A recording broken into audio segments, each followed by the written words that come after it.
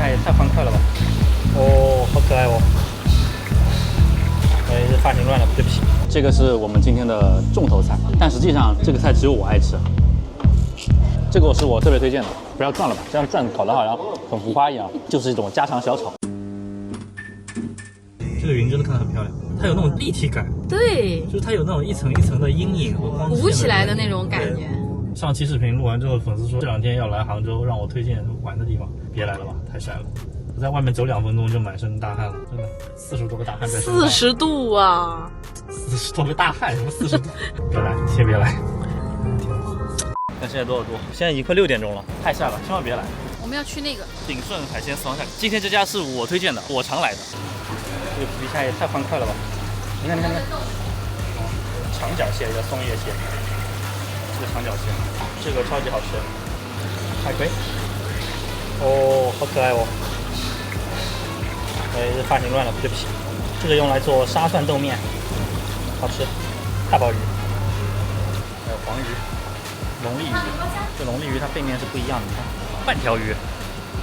这个鱼有4个眼睛，这里有2个，这里有1个嘴，另外半边啊还有2个眼睛。这个叫什么鱼？大片鱼头其实和这个鱼属于同一种类型的吧，它也是2个眼睛长在一边的。你看这个眼睛，这个眼睛，那边是没有眼睛的。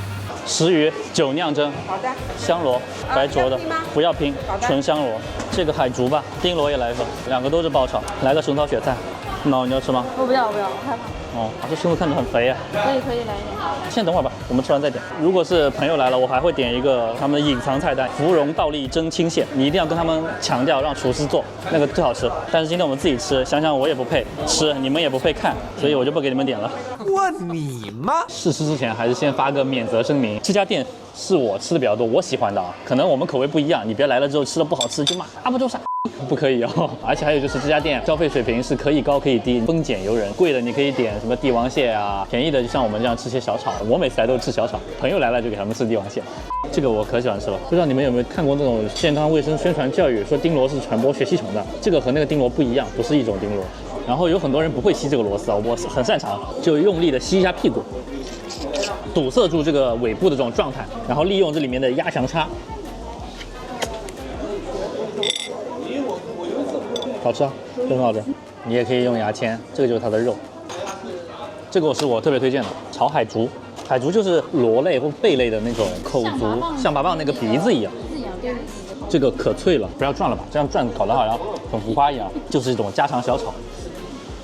雪菜笋是吧？哇，现在能吃到笋不容易啊。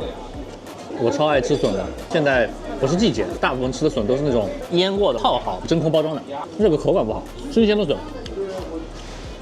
感觉也口感不好，为什么这个新鲜的笋现在的口感是这样的？可能真的不是季节，中国人还是讲究要吃应季啊，所以不太推荐，至少现在这个季节不推荐。春天或者是冬天，但本身这个味道是很好的。你看这个汤，这个汤它有一点点粘稠的感觉，是因为它用了猪油炒的，这里面还有一些五花肉，这个五花肉是煎过的，明显感觉到它有这种焦褐的反应、美拉德反应，所以这个特别香。好的。给大家隆重介绍很推荐的一个菜，很多人觉得这个不能吃，错了，它就是这个螺的肝胰脏，特别的香，特别好吃。如果你直接这样挑啊，你很容易把这个肝胰脏就断在里面，尾巴断在里面就浪费了，一定要利用重力这样慢慢的把它完整的剔出来。好高。小时候我不喜欢吃田螺，也不喜欢吃螺丝，因为它们那个屁股里面会有很多小螺丝，你知道吧？对，口感就是呲咔呲咔呲咔的那个不好吃，但这个它的屁股贼好吃，有脂肪的那种香气，好浪费啊！这个里面最好吃的屁股，而且这个屁股一看就很丰满，收出来。关键它这个好硬，还咬不动。但说实话，如果你平时吃不惯海鲜的人，吃这个会觉得有点腥，很加饭。但是我们不能吃饭，一定要把海鲜吃饱。我已经吃好多了，我媳妇一口还没吃呢，我简直不是人。来，那我不吃了。能不能帮我点一杯奶茶喝？我们这里靠近城西银泰，附近奶茶店特别多，可以先点好，来了就可以喝上。我要那个青青诺山，谢谢。这个是不是这2年才有的？它有一种奇怪的粽叶味，但我很喜欢这个味道。以前城西银泰有一家很好喝的奶茶叫麦吉麦吉，我当时喝到那个的时候，我一下子就感叹啊，小时候没有钱，只能喝2块钱冲泡奶茶。现在我经济条件稍微好一点了，但是身体却不允许我喝那种奶茶了，只能喝一些什么茶这种东西了。所以啊，你们年轻人啊，一定要趁着年轻多享受，不然到了我这种肥胖阶段就不行了。这个是我们今天的重头菜，但实际上这个菜只有我爱吃，是吧？家里还没有人爱吃。我为什么要给大家介绍一下这个菜？因为这个菜很特殊，这跟我们平时见的蒸法不一样。第一，它是用酒酿蒸的，它是甜的，所以大家不爱吃的原因可能是因为它太甜了。尤其我家里人江西人嘛，他们不太爱吃也很合理。然后第二是它是不去鳞蒸的，因为石鱼的鳞片底下有一层厚厚的脂肪。带着鳞片蒸能够最大程度的保留这些脂肪，就是这种油润的感觉，有非常多的汁儿。这个石鱼呢是长江3鲜之一，还有河豚和刀鱼吧。河豚我都吃过好几回了，刀鱼我还没尝过呢。传统意义上的石鱼，像苏轼他们写的那个石鱼已经灭绝了，功能性灭绝吧，反正就是已经不太多见了。所以现在我们吃到的大部分都是美洲石，已经算是替代品。这个鱼啊，它是匪形目的，刺特别多，看到吗？这些小刺。我老婆不爱吃的原因就是因为它不会吐刺，但是我的舌头就很灵活。